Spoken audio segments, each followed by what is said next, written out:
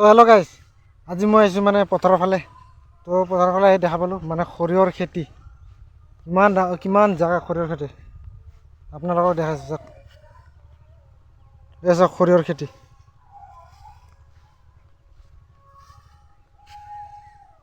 কিমান ডাঙৰ এৰিয়া, মানে গোটেই সৰিয়হ পকা নাই বৰ্তমান, কেঁচে আছে। বহুত দিন অহা নাছিলোঁ পথাৰৰ ফালে, তো পথাৰৰ ফালে আহি চালোঁ যে গোটেই মানে সৰিয়হ আৰু তো অহা নাই এতিয়ালৈ, ভাবিলোঁ ঘূৰি আহোঁ অলপ।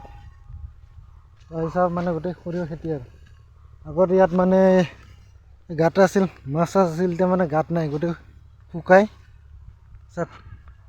এতিয়া গৰুৱে ঘাঁহ খাই আছে,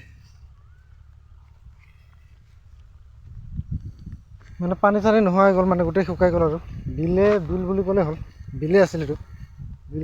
মানে মাছ চাছ ধৰিব আছে মানুহবিলাক, এতিয়া মানে পানী চানী নাই, গোটেই শুকাই গৰুৱে ঘাঁহ খাই আছে। আৰু এইফালে চাওক গোটেই সৰিয়হ, তাৰপিছত অলপ আগত আছে আৰু ধান খেতি, মানে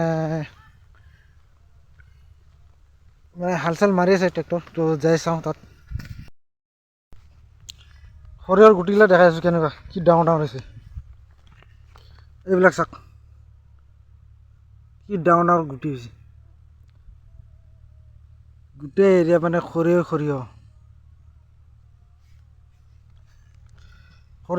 বেয়া হোৱা নাই, মানে সৰিয়হ ভালেই হৈছে, গোটেই সৰিয়হ নাই বুলি ক'লেও মানে 40-50 বিঘামান সৰিয়হ খেতি হ'ব, গোটেই মানে সৰিয়হ।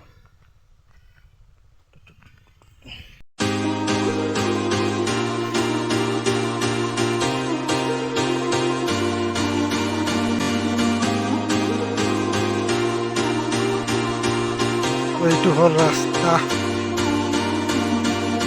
মানে খেতি